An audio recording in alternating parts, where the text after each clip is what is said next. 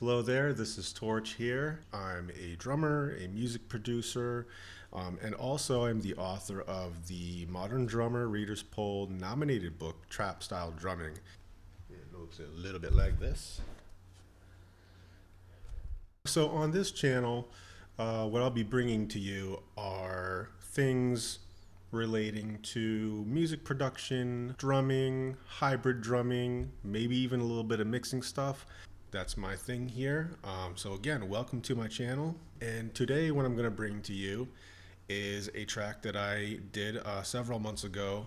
It's off of my own EP entitled Time Ahead. The track is called Trio. So I called it Trio because it's got elements in it that is sort of like a jazz trio. So in this track, we've got some acoustic piano, some upright bass. The only difference is that in drumland, I'm using kind of like some loops and some samples. So sonically, they do sound kind of vintagey, but they're very much in the style of drum and bass. This is sort of supposed to be where the two styles kind of meet in the middle. So kind of like jazz trio meets jungle drum and bass. So some of the things I want to cover here are kind of how to craft a vintage sounding piano that sounds like you sampled it, but you didn't. Upright bass, maybe a little bit on how I treated the upright bass in this track. Synth bass, because it is drum and bass. The other thing that I want to talk about, since drum and bass is kind of loop and sample based music, there's a lot of drum loops in here. And so the thing that's going to be kind of cool is I'm just going to show you how I am able to get them to sort of work together as opposed to working against each other. Let me get my headphones on here. Okay, so let's jump into the DAW now and let's talk about the piano that I have going on in here. So the first thing you kind of want to do is you want to be able to find a proper piano for this. So one tip that I can give is, let's say that you're trying to go for like a kind of a vintage jazz piano, classic jazz piano sound. Most people probably know the album Kind of Blue by Miles Davis, and it's one of the best sounding and highest selling jazz records of all time. And I just love the piano sound on that record with Bill Evans playing. It's just something magical about it. That's sort of the sound that I was searching for. I did a little bit of digging. So I guess my tip to you would be, if there is a sound that you like from a particular record, it never hurts to go and do a little research, a little digging on the background of how that record was made. Most producers might just go and find a sample or a loop off of Splice or something, and you can totally do that. But if you're not going to take that method and you want to create it on your own and build it from the ground up, then, so it's not a bad idea to kind of see what the source was. So anyway, I have a couple tracks of piano here. Let's just kind of start by playing this track just so you get an idea of what it sounds like.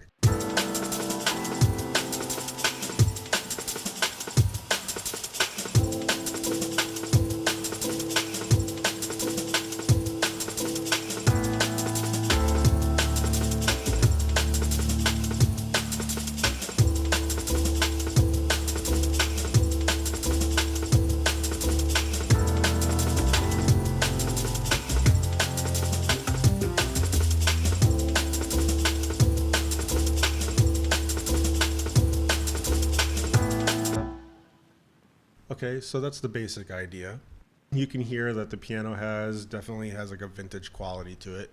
So that's what we're going to talk about. All right, so let's hear the piano by itself.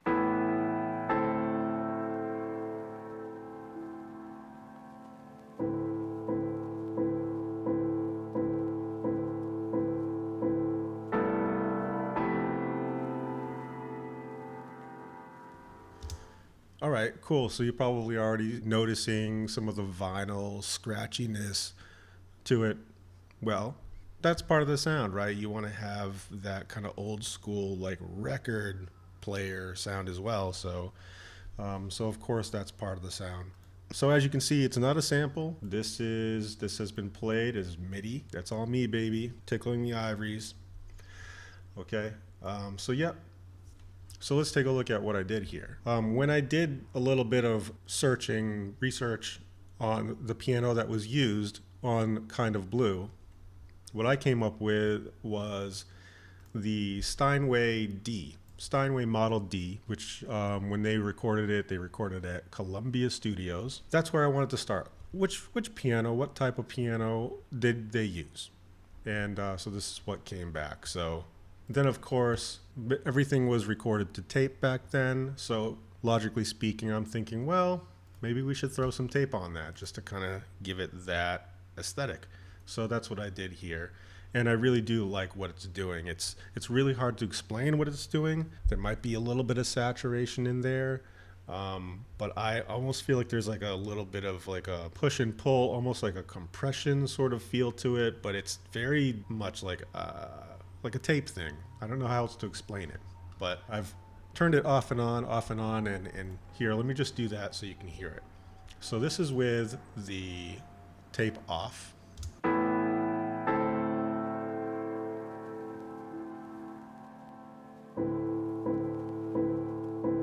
And this is with on.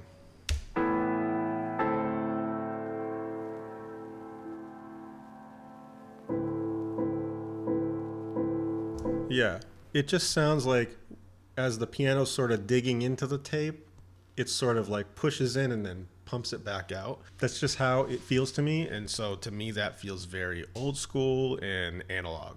So that's why I have it in there. Then I got a little bit of EQ, just some shaping, rolling off a little bit of the lows. Then we have some compression happening using a 76 and a 2A. And then I got a black box saturator happening in here. And pretty much the star of the show here, other than the actual piano itself, is the RC20 by XLN Audio. And if you don't have this, then you've been under a rock. Let's be honest. Everybody uses this. Okay, and for very good reason. It's really good. So I'm using this for a lot of the vinyl noise that you're hearing, adding a little bit of the wobble, so you're getting a little bit of this slight pitch variation to make it sound like the record is a little bit warped and weathered, if you will. A little distortion using a tube, which is giving it just a little saturation. And I like to use the word life. I just feel like using saturation brings a little bit more presence and life to a sound. So that's kind of how I think of it. And a little bit of the magnetic also kind of giving it some of this vintagey quality. All right. So if you don't have RC20, do yourself a favor and grab that. And then to top it off, I'm doing a little more compression and then finalizing that with a limiter. So this is where I'm getting probably most of my volume. If I turn the limiter off and the compressor off, you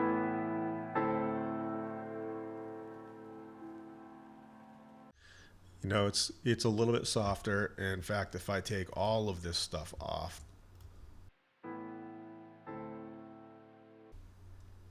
quite soft, pretty quiet. So using quite a bit of compression in there, some saturation, some vintagey coloring, and finalizing compression and limiting. And that's what's going on here. So yeah, that is basically how I've got my vintage sounding piano, as if it were recorded in the studio at Columbia Records using the Studio D master piano by East West Sounds. Which moves us on to our next topic here, which is, let's go to the drums now. Okay, so the main topic here is drum loops. I've got about 7 here. They're all sort of serving slightly different purposes. So without treatment, they're all full drum loops that contain kick, snare, hat, percussion, everything. But there are certain components to each one that I liked, and that's the stuff that I wanted to shine in that particular loop. So I'm going to show you how I did it. And the thing that's kind of cool here is I didn't use a whole lot of processing, because the thing is, these loops sound so good already, you don't really need to do a whole lot. So you're going to see that I did mostly just EQing, mostly just carving stuff the way that I wanted to carve them out. So let's start with drum loop 1 here. So drum loop 1, I have kind of serving the purpose of that brush sound. Also, if you listen to it,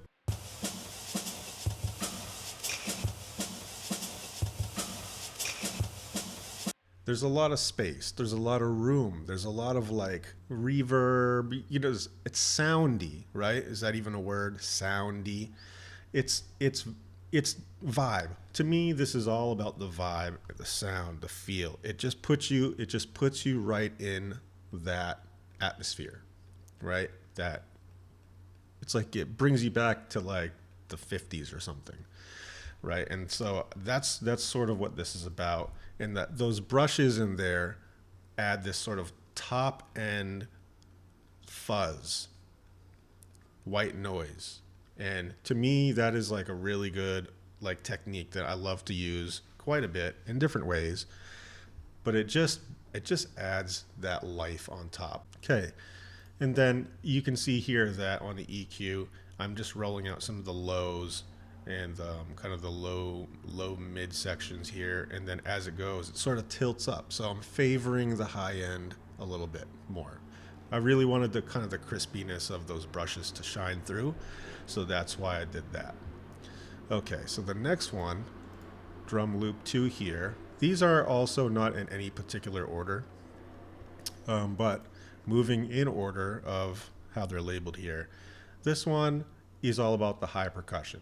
So if we take a look at that, you can see that all of the stuff down below here is bye-bye, gone. And I have left everything in there above about 6K. And then it sort of slopes off like this. So this is only the high end stuff. So it's high percussion. So take a listen to that.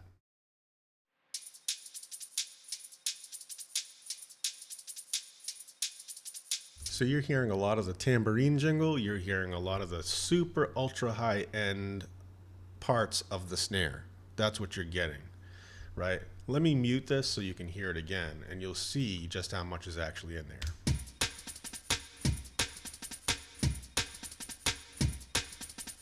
There you go. So you got kick, snare. It's all there. The whole thing is there.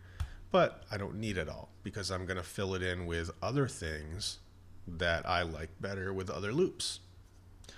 All right, so moving on to drum loop 3. We got another loop here, and here it is, tambourine. So I liked what the tambourine was giving me in this loop, right?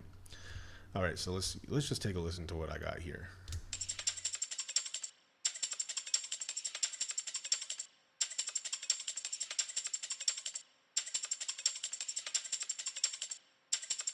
Yeah, and right away, I think when I was doing this, what I liked about this was not just the tambourine sound, but there were some other kind of groovy, like sort of elements in there. And I feel like that really gave this entire groove like that, a pocket that I really liked. So there you have it. And there's a couple EQ moves here. So basically doing kind of a band pass thing here around the 4K range. And then probably there was some harshness in this area, so I dipped it out a little bit so it doesn't kill your ears. But so far, no compression, no saturation, no nothing. Only EQ moves so far. Going on to loop 4. Okay, now you can see the stars of the show here on this loop are the kick and the snare. So this is kind of like the meat and potatoes out of all the loops. Everything else is sort of serving those secondary needs. Here is what this sounds like.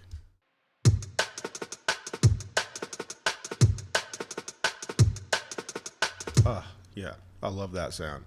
So you can probably understand why I chose that to be my kick and my snare, because out of all of the other loops, that sounded the best to me. So that's what I went with. That cool, punchy kick drum and this cracking snare. I can't even describe it. Like the tone of it is just so beautiful. And also it has some of that room noise that I'm really liking. Obviously there are some effects and stuff that I've added, but we're not going to get into that right now. Also, you notice I did roll out some of the lows, and I did carve out some of those highs and did a boost here around 1K, because I have some high elements that are kind of sitting in this range. So I don't need all of the high end here. It's already being taken care of by the other stuff from before. All right, next. And I think if I remember right, this was a bit more of a subtle usage. That's the word that I hear every mixing engineer. It's like their favorite word is subtle. Oh, it's subtle. It's just subtle. You know what I mean? So yeah, and it is. It's all about subtleties. It's all about doing things in small moves. But not always. Sometimes you're going to do things in pretty exaggerated and extreme moves. So nothing's a rule. We all know that. There's no rules to this. But there are some good practices. Okay, right. So this one, I chose to make the star of the show on this loop the ride. So let's take a listen to that.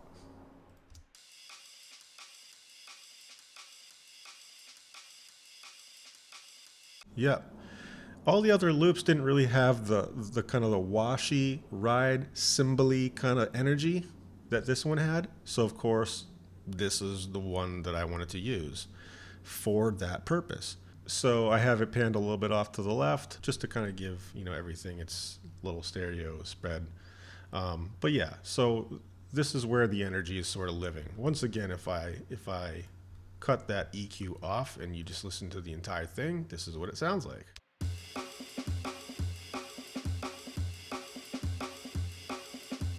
Full kit, entire kit, everything there. But didn't need the entire thing, just kept what I want, right? Still, nothing in the way of compression, nothing in the way of saturation, nothing, just EQ moves. That's all that's going on here.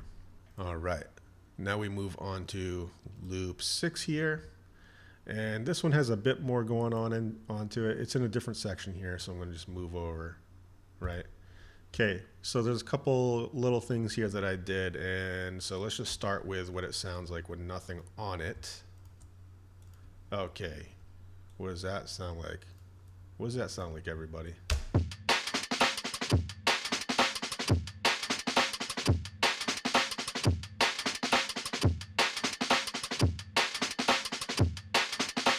All right, that's so dope. All right, so anyway, in the context of everything, now keep in mind, I already got about 5 drum loops happening here, so I have to kind of treat this a little differently than what you're hearing here. So what I did, starting with this Waves Smack Attack, was I took out some of the sustain in the drums. Although I love the way the sustain sounds like by itself in this loop, I felt that I needed to remove that sustain to make it sound tighter and lock in a little bit better with everything else. So with this smack attack now engaged, you get this. All right, so before, after. Pretty drastic difference, but you can hear that it's leaving everything intact. It's just literally cutting out some of that snare ring tone, which again, in certain cases, that's desirable. In this case, I didn't want it. So this is such a cool plugin for that. You can just kind of take out some of that sustain, take out some of the snare ring, shorten the length of the snare without like destroying it. You know what I mean? So I love Smack Attack for that reason. But then I hit it with a little torque, also by Waves. And I wasn't shy about cranking up the tuning on this. So I felt that it needed to be tuned up a little bit, just be higher in pitch. So this is what I did. I'm gonna do kind of a before and after. So here is before, and here is after. All right, so now it sounds like a little kid drum set. You know, the little toy drum sets that you see at like, oh, is there Toys R Us? Is there still a Toys R Us? I can't remember. Well, whatever. The Toys R Us in New York City was gone. My hometown gone. I don't know if it even exists anymore. Whatever. But anyway, now it sounds like a little mini drum set, and that works better in the context of everything that we've got going so far. And then I hit it with some more EQ, took out a lot of the low end and low mid stuff, dipped out a little bit here, and just shaped it overall. And the ending result is this.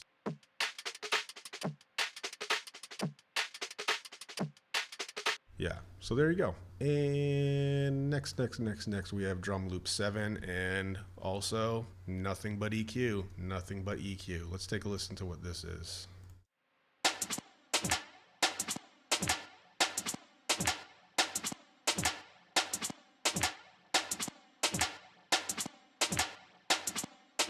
Nice, okay.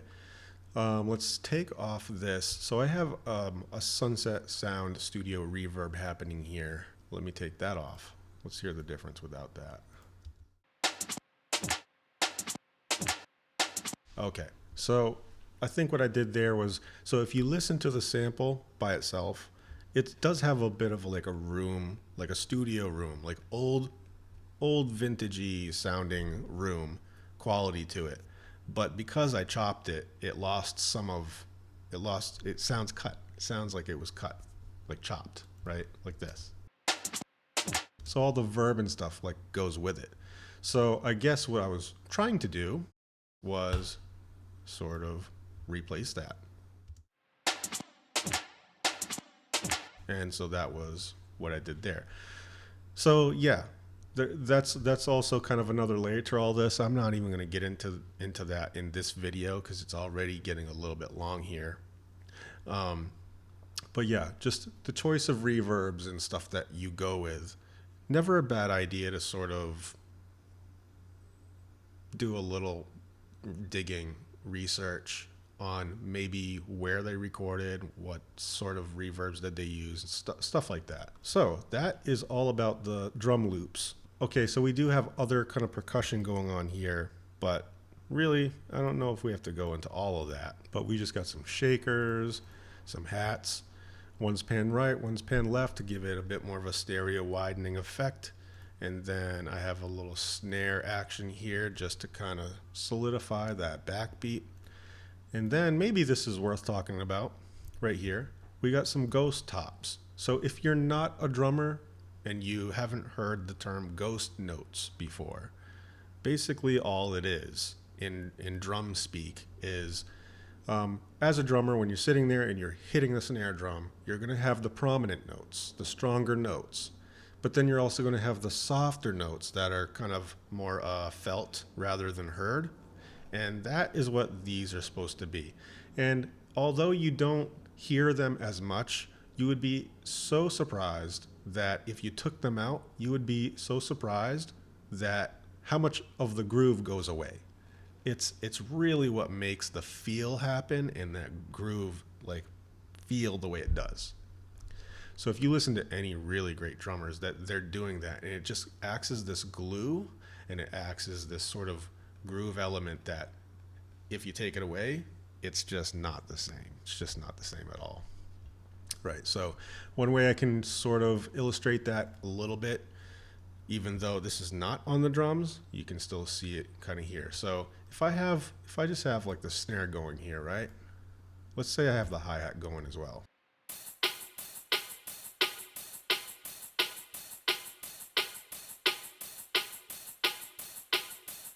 Okay, that sounds all fine and dandy, but if I add my ghost notes in here, it sounds a little bit different.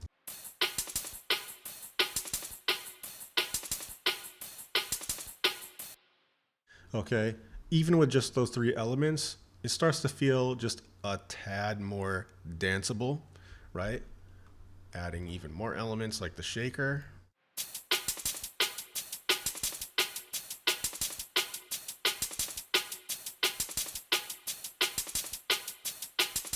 Okay, let's take the ghost notes out again and see what that sounds like.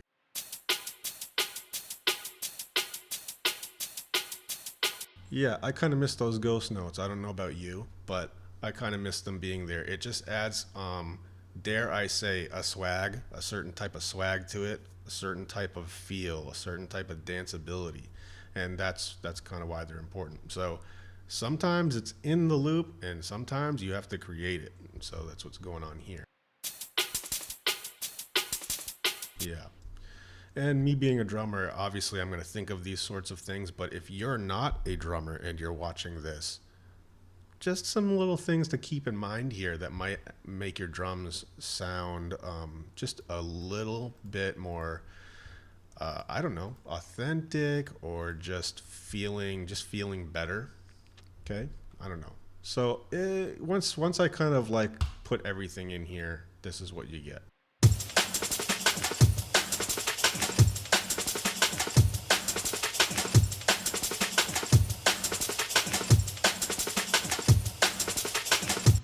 Nice. So I think that's a pretty good bed of drums, right?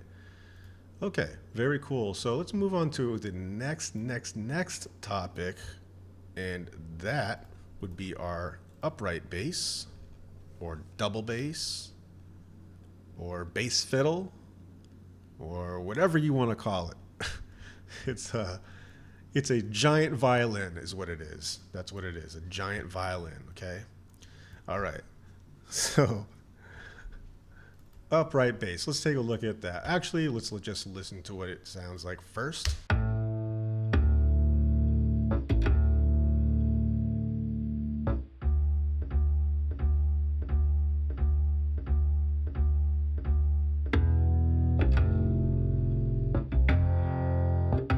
I know, it's boring. No one wants to ever listen to a bass solo. Anyway. But it's not about that. It's about the sound, right? It's about the sound of the bass. I've gotten a lot of comments on the sound of this bass. People wondering if it was like a real bass, or I don't know. It's just, whatever. Here, I'll just show you. How about that? All it is a bass sound I got. I'm pretty sure it was free, and it just comes with complete control. It came in this VST Band. It's called Band. And it just happened to have a really great upright bass sound. And honestly, I got to say, it is one of the better upright bass sounds I've come across. And it's free. How about that? How about that? Awesome. I produced this. When did I produce this? Probably like, I don't know. Let's just say it was like a year ago. I can't remember all of the tweaks that I did, whether I changed them or whether they were part of the default settings, but I'm fairly sure I cranked up this tone knob, and it's just basically a cutoff, right? So if I play the bass sound,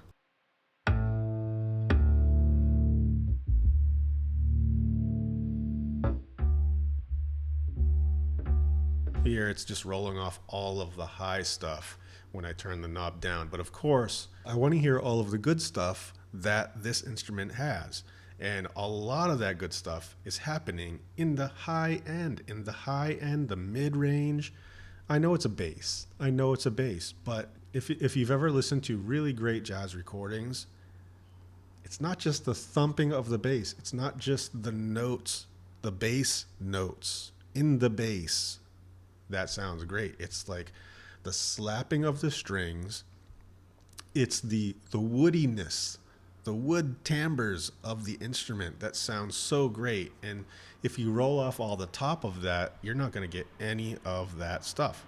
So for me, I wanted to actually exaggerate that a little bit more and have it cut through the mix even more, especially with this being sort of a hybrid electronic song. I cranked that mother up and also allowed some of the noise to happen and didn't do anything really with the stops.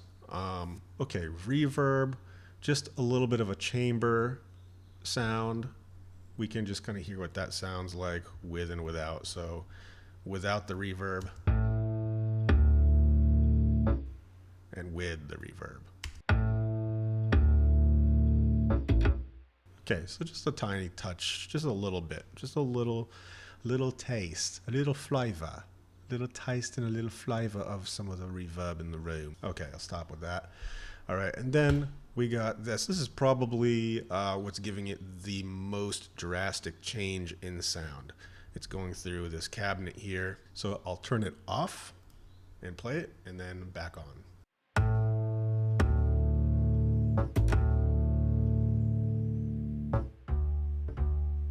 Yes, sounds pretty good on its own, but once I put the cabinet on, it gives it the edge.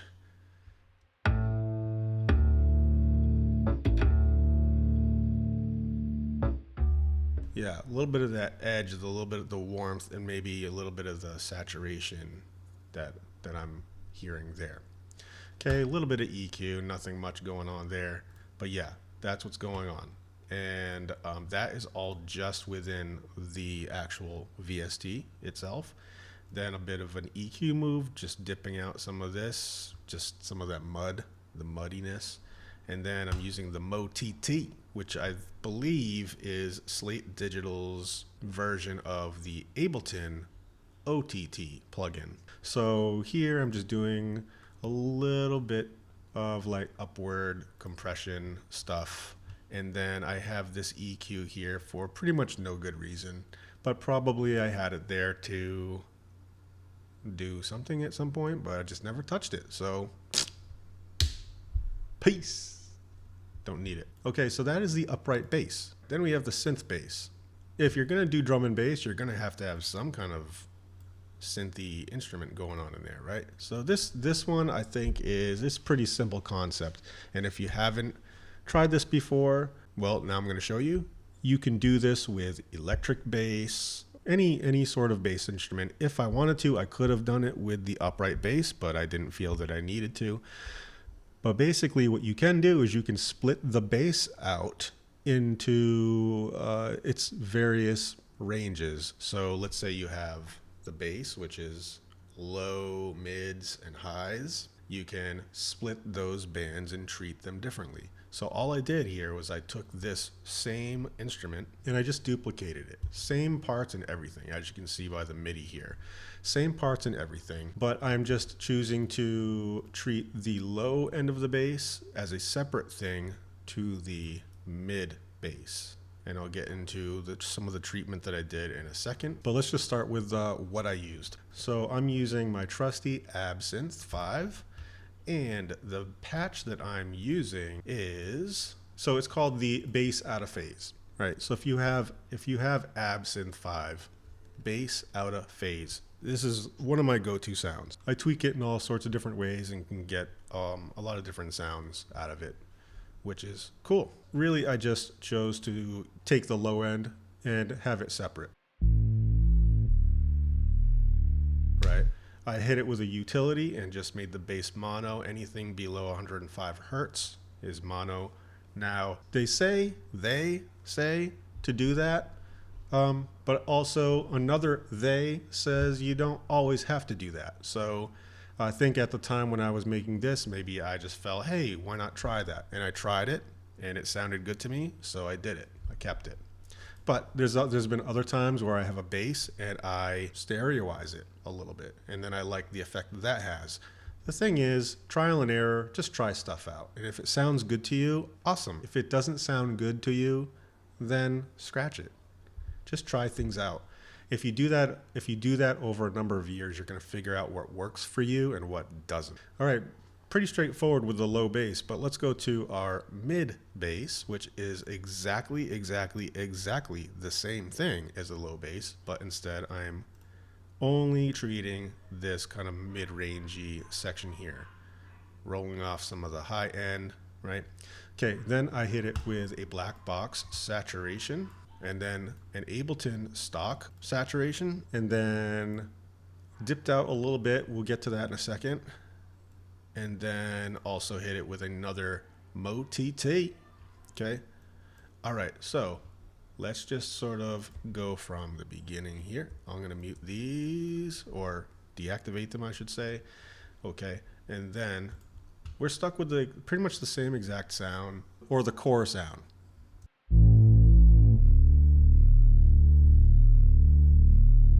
Yeah, that's everything. That's all. That's the entire sound. Nothing has been done to it. Then, of course, like I was saying before, I just wanted this top side, and you're going to hear a lot of the stuff that you couldn't necessarily detect before because the entire spectrum of sound was there. You're going to hear some extra fuzz and all kinds of like other stuff.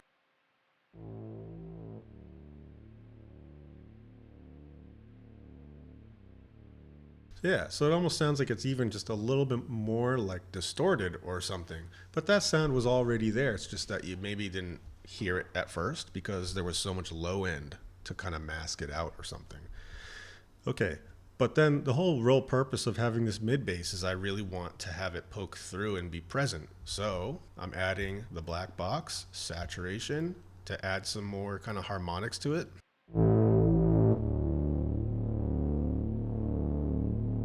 And it sounds angrier and more aggressive to me. And also, yes, you do get a bit more volume out of that.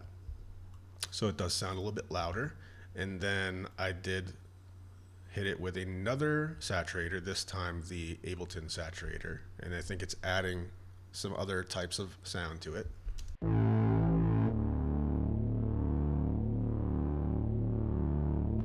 It's like almost adding this sort of bit crushy sort of element to it. Even though it's not bit crushing, it's just a little bit more drive and saturation added on, but it's adding kind of another character to it that I liked some of, but maybe not all of. Then I hit it with another EQ. And I think what I'm doing is I'm just notching out, or this is a bit more than a notch really. This is kind of dipping out almost the entire sort of mid-range. But there was sort of like a hollowness to the sound that was introduced once I hit it with that Ableton saturation. I would sort of describe it as like I don't know, if you bounce a basketball and then you hear the ball like as it's returning to your hand, it's got this pingy, like hollow sort of quality to it. That's how I can best describe it. But once I hit it with this EQ, I was able to kind of get rid of some of that. So let's just kind of A-B that.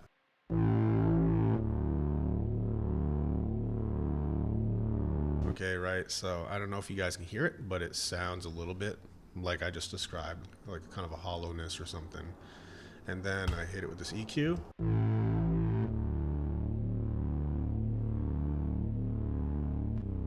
And some of that just kind of like went away, which was great. And then my final step here was to hit it with this motate, right?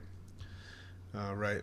Yeah, just a bit more of this kind of upward compression deal.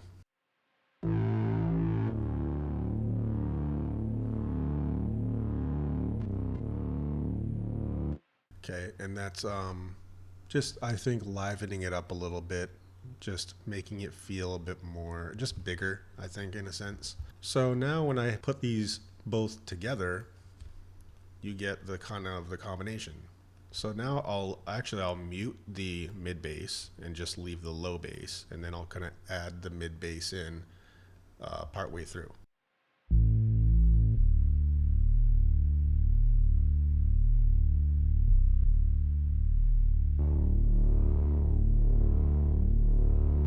See, it just adds the mid is like the character and like the attitude of this bass, right? And then obviously if I have just the mid bass,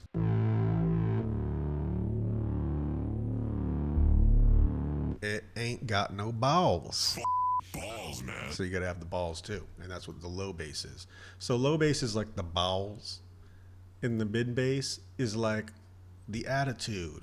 So anyway, that I believe takes us through this entire production breakdown. I hope that you liked this video. I know it's kind of a long video. It is my first video like this. I would imagine as time goes, I will get my whole process with this sort of video down a little bit more so I can be a bit more concise. But for now, I'm just going to trust the process, and I'm going to hope that you just enjoy the video as I bring it to you. And then please let me know if you did like this video. And if you did, you know, like all the other YouTubers say, like and subscribe and comment down below if you liked what you saw, if you learned anything, if there are things that you would like for me to go into a little bit more, if you saw a plugin or something in here that you want me to break down just a little bit more, or just whatever it is, just let me know in the comments below. Like and subscribe, please. And also, please check out my website, ThisIsTorch.com, and I'll see you around. Thanks for watching the video. This is Torch here, signing off. Peace.